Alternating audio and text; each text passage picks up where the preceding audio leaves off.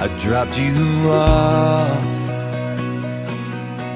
just a little after midnight and sat in my car till you turned off your porch light. I should have kissed you. David and I first met in June of 2012. David was stationed at Fort Stewart down in Savannah, and I was doing my last physical therapy rotation down in Savannah for physical therapy school. I went down to Savannah with just every intent to really prepare for my future career, study for my board exam, and just really focus on school. So Amy and I met in Savannah, summer of 2012. I was stationed at Fort Stewart, which is pretty close to Savannah, and she was down there for her final rotation for physical therapy school.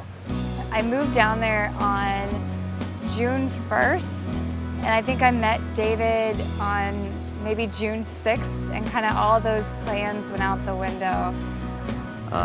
We met, honestly, at a gym. We were just both interested in running. We're both former college runners, and pursued her a little aggressively. He knew I was a physical therapist, so he immediately started talking to me about physical therapy and all these different treatments, and I just kind of ignored him at first, just treated him like a friend, but he was always trying to pursue me. I was trying to get to know Amy a little bit. Her birthday was in Savannah for the first few weeks, and she was alone, didn't really have anybody to spend her birthday with. So I left a birthday card on her windshield. He asked me to hang out with him, and I said no at first because my mom was coming into town for my birthday. So I denied him. A few days later, I get out of the gym and there's a birthday card on my car from David, just wishing me a happy birthday and wanting me to have a good time with my mom. So I thought I'd give him a chance, I'd hang out with him. Just wishing her a happy birthday for the weekend. I knew her mom was coming down. I think that's what helped initiate that I was intentional about pursuing her. Our first time together, we were going to go out with a group of people, and everyone bailed on him except for another girl named Amy and then myself. So David was on a date with two Amys, and then we just from there spent about every day together, either talking on the phone or hanging out, going out in Savannah, and it just kind of progressed from there.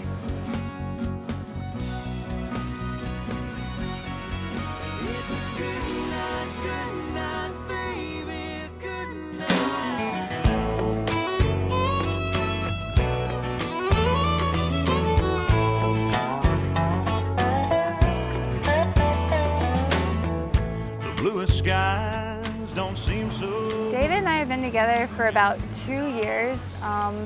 It's kind of a debate on when we actually officially started dating. David said we started dating July 6th, but he never asked me to start dating him. I guess he just assumed because we were spending time together all the time that we were officially a couple. So our first date was at a seafood restaurant in Richmond Hill, Georgia called Marker 107, and that was our first time where we had spent time just the two of us. And I assumed that's when we became official, because I had asked her if she wanted a relationship, and we walked out of the restaurant holding hands.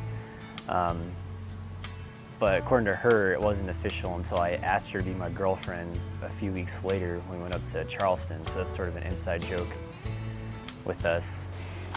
Finally, when we were in Charleston, around the end of July 29th, I finally asked him, I was like, are we ever gonna start dating? Are you ever gonna ask me to be your girlfriend? And he's like, yeah, you've been my girlfriend since July 6th. And so I just always give him a hard time. I was like, next time you ask an important question about our status, make sure I know. And of course, I was always hinting at, when you ask me to be your wife, please be very clear about that.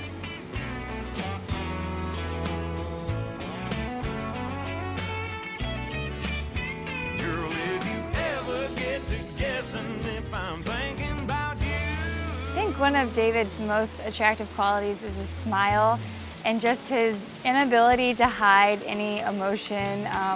You can see it all over his face. When he's trying to hide a secret surprise from me, I can just tell.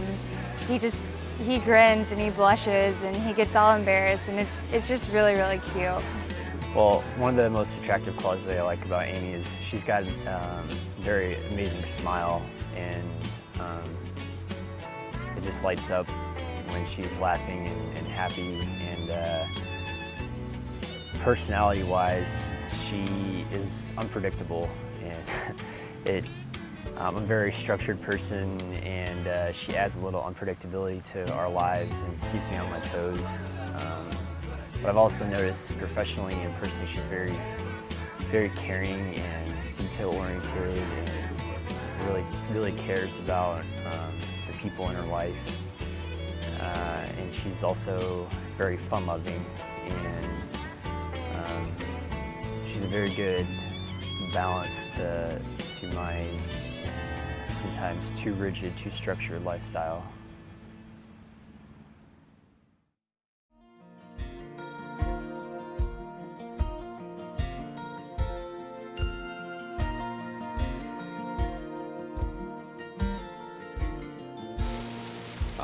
One of the best things David tried to hide from me is where my engagement ring was.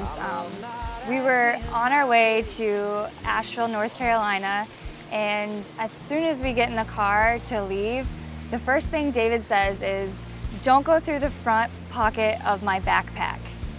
And right then and there, I'm thinking, I don't go through your stuff on a normal basis.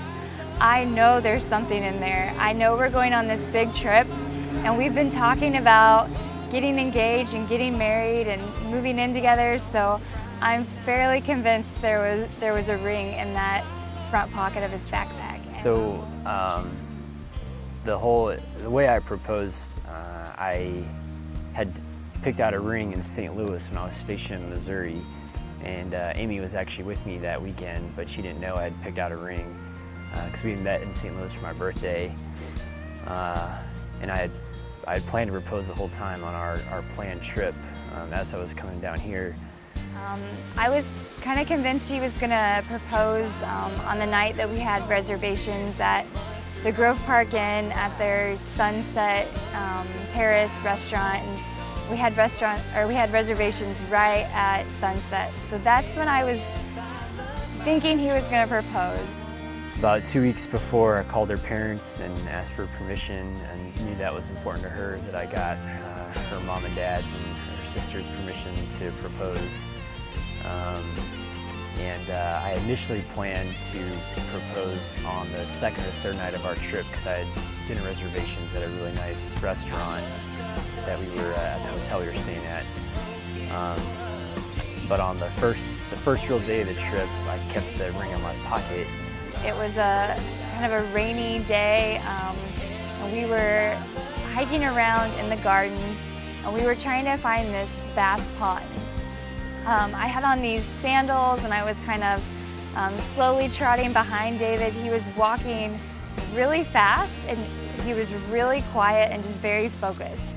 So we were walking the grounds of the Biltmore, and it was an afternoon after the official tour, and we were walking the gardens. So I was looking for a private place, and we found a little footbridge. And every time I found a place that I could ask, my heart would start beating really fast. And so I was just trying to catch up to him. All of a sudden, he just turned around and just popped the question. And it just really took me by surprise. Because I figured if there was an opportunity to ask, I would. And it was literally burning a hole in my pocket, because I was wearing a jacket that had a hole, and I was nervous the whole time that I was going to fall out. And when I finally found a place that no one else was around, I pulled her in and kissed her and popped out the ring and asked her to marry me. There's a couple other people that saw it, and they were actually really surprised. I remember leaving the Biltmore, the actual mansion.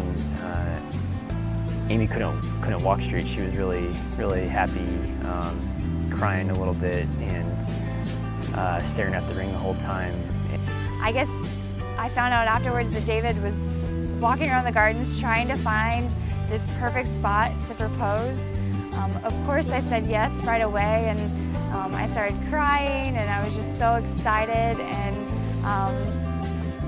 then right then and there, like, the clouds parted, and it was this beautiful sunny day, and we went to the vineyards and you know, just celebrated the rest of the day. And I was just really giddy and happy and just really emotional.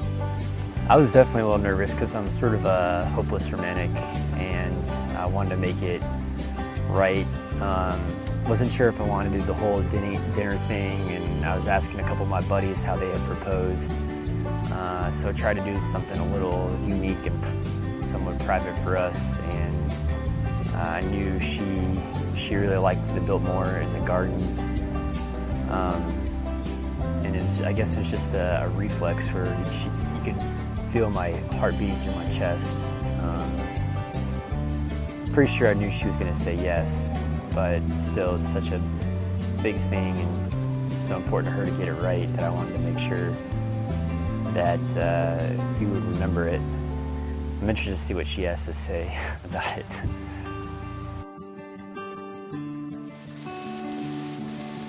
I first realized I was really in love with David when he was in the hospital. Kind of a strange place to figure out that you're in love with someone and you want to marry him. But David had been in the hospital after a surgery that just kind of went bad, and he was really sick. So I flew in to North Carolina to kind of take care of him and be with him. And he was just kind of in this really vulnerable state, and I just realized right then and there just how much I cared about him and just wanted the best for him. And that weekend I was just convinced that I was going to become his wife.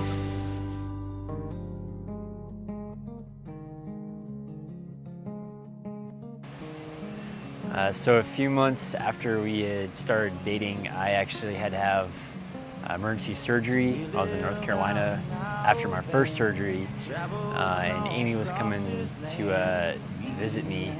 So I missed a wedding I was supposed to go to with her because of that emergency surgery. And so she stayed in the hospital for about 2 or 3 days after, or while I was having the surgery, and I actually almost threw up on her while I was walking down the hallway. I just looked really unattractive and had lost like 7 pounds in a week. Which wasn't true. It was the first time I had really seen him with any kind of facial hair, and it was kind of cute. He kind of looked a little scruffy, and his parents wanted me to get him up and walk with him because I was a physical therapist. And so we had to disconnect some of his tubes, and we were walking out in the hall, and all of a sudden he's like, I think I'm gonna throw up. And I was like, okay, let's keep walking. We're almost back to your room. But no, he almost threw up on me, and then we had to take him to this kind of community bathroom, and he just got really sick. And I decided to stay with him. I decided I loved him after that. Yeah, that's about it.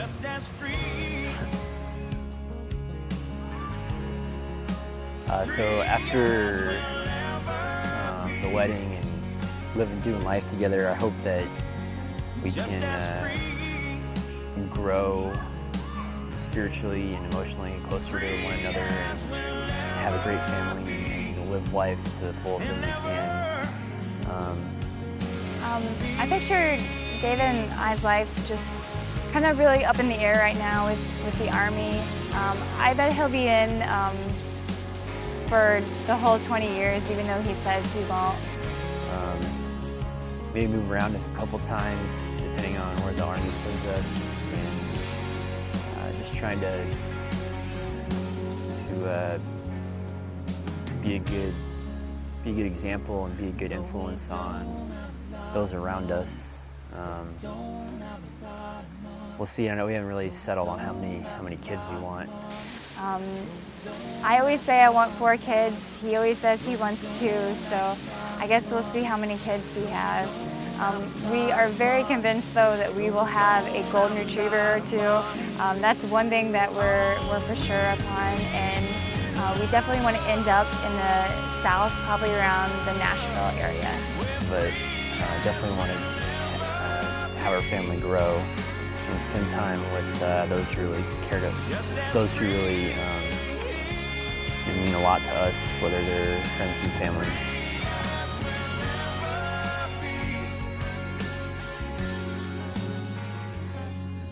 So we live out in our old van, travel all across this land.